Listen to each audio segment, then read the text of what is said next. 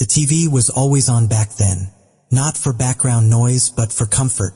On certain nights, the living room felt warmer, because you knew exactly what was coming next. A familiar theme song, a laugh you could recognize without looking at the screen. For many families, that show wasn't just entertainment. It was routine. It was relief. It was something you recorded on a VHS tape, just in case the cable got cut off tomorrow. Among all the characters who filled those moments, there was one who stood out in a quiet way. Always sharp, always confident, never rushed, never explained too much. A man with clean shoes, pressed clothes, money in his pocket, and somehow no job anyone could ever name. His laugh didn't ask for attention. It demanded it. What most people didn't realize back then was this.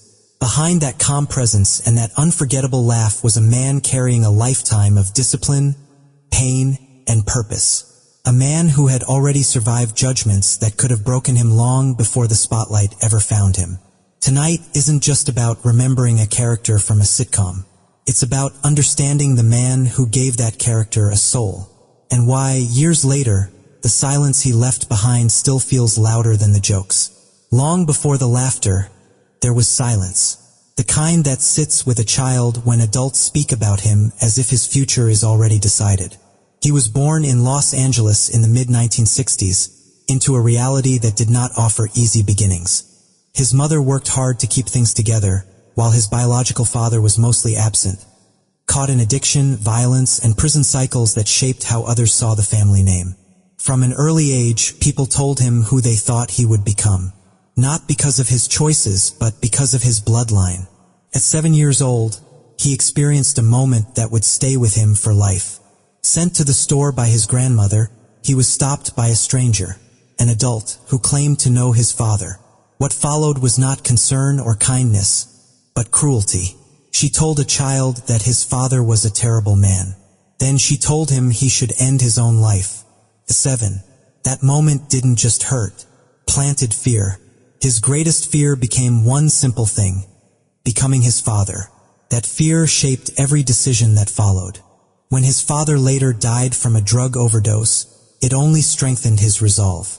He chose a different path, no drugs, no alcohol, no shortcuts. Discipline became protection. When his mother remarried, his stepfather brought structure into the household. A military man in the Navy, he believed in rules, responsibility, and accountability. It was a sharp contrast to chaos, and it mattered. Under that influence, the boy found balance between humor and order, expression and control. Church played a role too. For a time, he believed he might become a preacher. He understood rhythm, timing, and how to hold a room. People listened when he spoke, even before they laughed. At school, his personality couldn't stay hidden. He was funny, naturally funny. The kind of funny that doesn't try too hard. Teachers called him a distraction. Classmates called him unforgettable. Being the class clown brought attention but also trouble. Humor became both his shield and his weakness. Everything changed in 8th grade. One teacher, tired of his behavior, gave him an ultimatum: perform in a school play or face consequences at home. What was meant as punishment became revelation. Standing on that stage, something clicked. The laughs came easily. The connection felt real. For the first time, he wasn't just being funny, he was communicating. He didn't forget that feeling. In high school, he made a choice. Acting wasn't a joke anymore. He took drama seriously. He studied. He practiced. He paid attention to how presence worked, how stillness could be just as powerful as motion.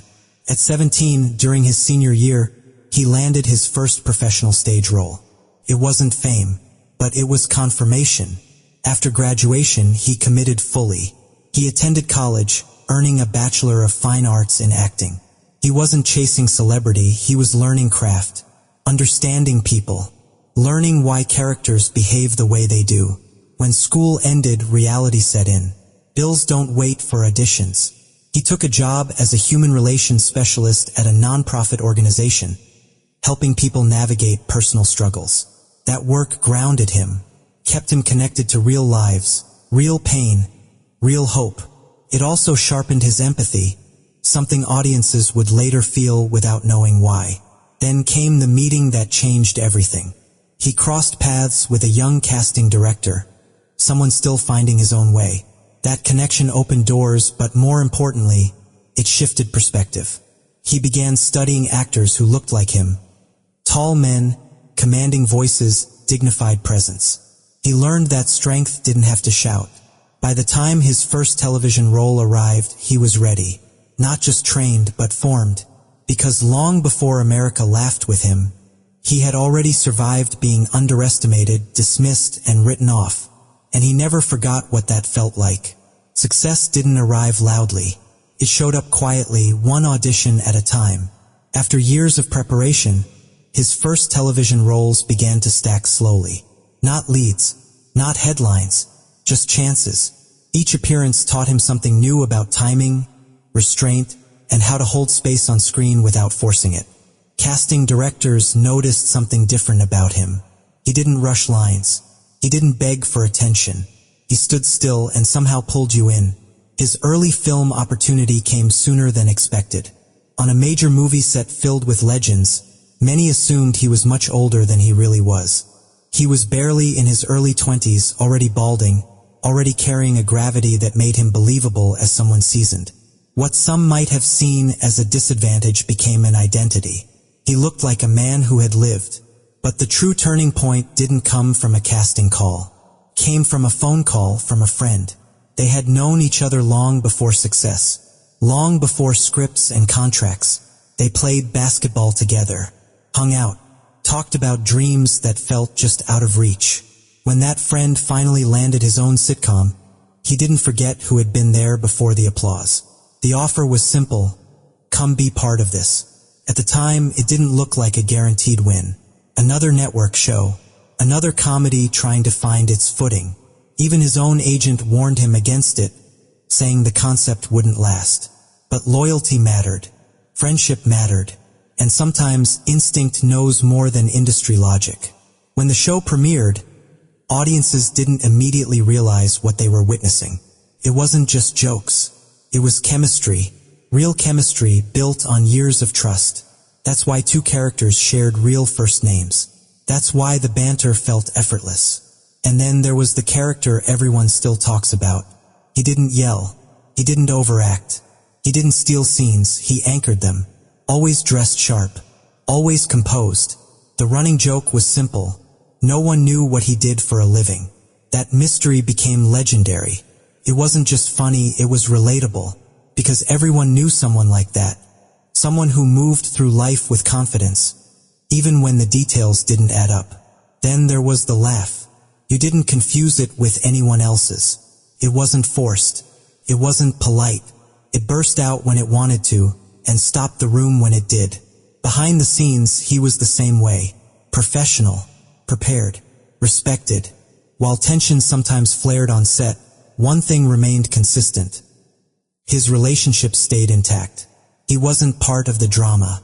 He showed up, did the work, protected the energy of the room. The show exploded. 5 seasons, over 100 episodes, quotes that became cultural shorthand, reruns that never stopped playing. And suddenly he was everywhere: magazines, interviews, award nominations. Yet his approach never changed. Fame didn't make him louder. It made him more focused. What many viewers didn't see was how seriously he took responsibility. He understood that visibility came with influence. He didn't chase scandals or headlines. He stayed grounded. Off camera, he talked about discipline, about choices, about staying clean in an industry that often celebrates excess. When the show eventually ended, it wasn't because audiences walked away. It ended because circumstances made continuing impossible. And just like that, a chapter closed, one that would later be recognized as irreplaceable. But during those peak years, something else happened quietly. He became a symbol, not just of comedy, but of consistency, of a black male character who wasn't defined by chaos, of a presence that balanced humor with dignity. Long after the episodes stopped filming, people still quoted him, still waited for his lines, still laughed before the punchline even landed. Because at the height of it all, he wasn't just playing a role. He was becoming part of American television memory. When the laughter faded, reality didn't wait. The end of the sitcom was sudden, not gradual, not planned. One season it was everywhere, then it was gone. For audiences, it felt unfinished. For him, it was something deeper, a reminder that even success doesn't come with guarantees. Opportunities still came, but the industry had changed. Television was shifting. Comedy was moving in a different direction. He was no longer the fresh face from a breakout show. He was a familiar presence navigating a new landscape. And instead of fighting the current, he adjusted his course. He leaned into theater. Stage work gave him something television never could: immediacy. No edits, no second takes, just truth night after night. He didn't choose flashy material. He chose stories about Black professionals, community, identity, and responsibility. One of his stage projects focused on men and women returning to the neighborhoods that shaped them, only to confront how much had changed and how much hadn't. At the same time, his personal life was evolving. Marriage, fatherhood, responsibilities that didn't disappear when the cameras shut off. He took pride in being present, even when that meant turning down roles that required distance. Fame mattered less than stability, but life doesn't move in straight lines. In the mid-2010s, parts of his private life became public. Headlines formed before full stories were understood. Accusations, legal filings, confusion. What mattered most to him wasn't public opinion, it was clarity. He issued statements calmly, firmly denying physical abuse and correcting inaccuracies. According to him, court recommendations focused on creating healthy boundaries for the sake of a child, not punishment or guilt. There were no press tours, no emotional interviews. He didn't perform his pain for the public. Instead, he stepped away from the noise. He relocated to Atlanta, a city that had become a new creative home for many Black artists seeking space, ownership, and control. There he slowed down, he reset, and he returned to something that had always mattered to him: community work. He founded and supported initiatives focused on young people, especially those navigating environments where guidance was scarce. He spoke at schools. He mentored quietly. He didn't preach from a stage, he listened first. His message was consistent. Discipline isn't restriction, it's freedom. Writing became another outlet. He authored children's books centered on responsibility, self-worth, and making better choices, topics he understood deeply.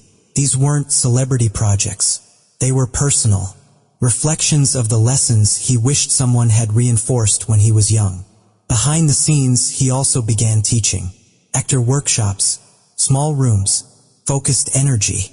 He wasn't training stars, he was building foundations, teaching young performers how to carry themselves, how to survive rejection, how to stay grounded when attention arrives. Then came health challenges. Years of athletic wear took their toll on his knees. Surgery was necessary. In late 2016, he underwent a double knee replacement. Recovery was hard but hopeful. Physical therapy was progressing. He shared optimism publicly, thanking supporters and expressing excitement about returning to work. Plans were forming again.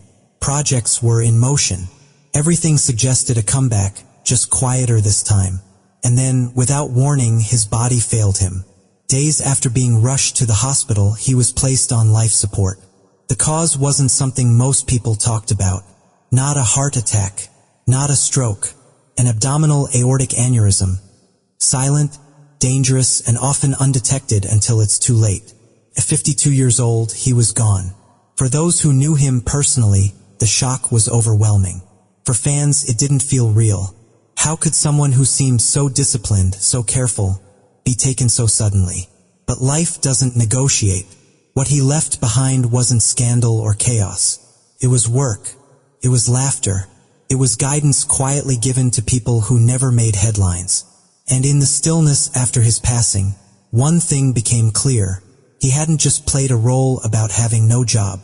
He had spent his real life doing work most people never saw. In America, television has always been more than entertainment.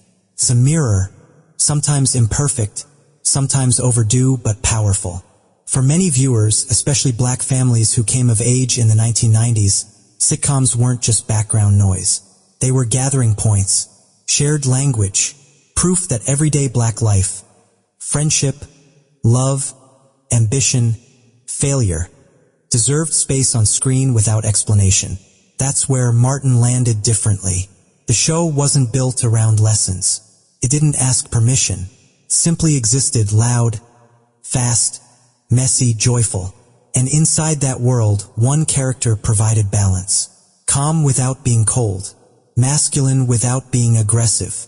Funny without trying to dominate the room. That presence mattered. At a time when Black men on television were often boxed into extremes, he represented something quietly radical. Stability. He wasn't perfect. He wasn't rich. But he was composed, respectful, reliable. For many American viewers, especially older ones, that image lingered long after the jokes ended. When news of his passing spread, the reaction wasn't global headlines or breaking alerts overseas. It was something more intimate. Conversations, social media memories, clips reposted late at night, people saying, "That one hurt." In the years that followed, tributes reflected that same tone. Not spectacle, but respect. BET's reunion special wasn't about reviving a brand. It was about acknowledging absence. And when cast members spoke, the message was consistent. Without him, something essential was missing. That's why reboot conversations always stalled. Not out of stubbornness, but honesty. As Takaina Arnold later explained, some things are better left untouched. Because replacing a presence like that doesn't honor it. His influence didn't need continuation to be valid. In American culture, legacies aren't always measured by awards or monuments. Sometimes they live in reruns, in lines people still quote, in laughter that arrives before you realize why you're smiling. And decades later, when the screen fades to black, what remains is not just a character, but a feeling many Americans still recognize as home. Some losses don't arrive with noise. They arrive with stillness, the kind that settles in after the laughter fades, when you realize something familiar will never quite feel the same again. His passing wasn't the result of recklessness or excess. It wasn't a headline scandal. It was a medical reality few people talk about and even fewer expect. An abdominal aortic aneurysm doesn't announce itself. It doesn't give warnings that feel urgent enough. One moment, life is moving forward. The next, everything stops.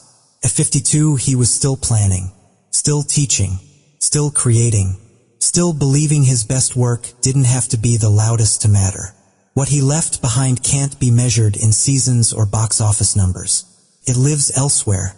It lives in a character who showed that humor doesn't require cruelty, in a presence that proved masculinity could be calm, clean, and composed. In a generation of viewers who saw themselves reflected without being reduced. For those who grew up watching Martin, the reruns still play. The jokes still land. The laughter still comes. Sometimes faster than expected. But there's also a pause now. A recognition. An understanding that what felt effortless on screen was built on discipline, restraint, and lived experience. Off camera, his choices mattered just as much. Staying away from substances. Giving back to young people, writing books that didn't chase trends, but planted values, teaching without needing applause, helping without asking to be seen. That kind of legacy doesn't trend, but it lasts.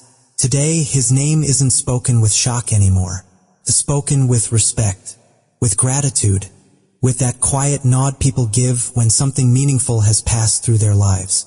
If this story brought back a memory, maybe a night on the couch, a laugh you shared with someone who's no longer here, hold on to that. That's where legacies live. And if you'd like, share that memory below.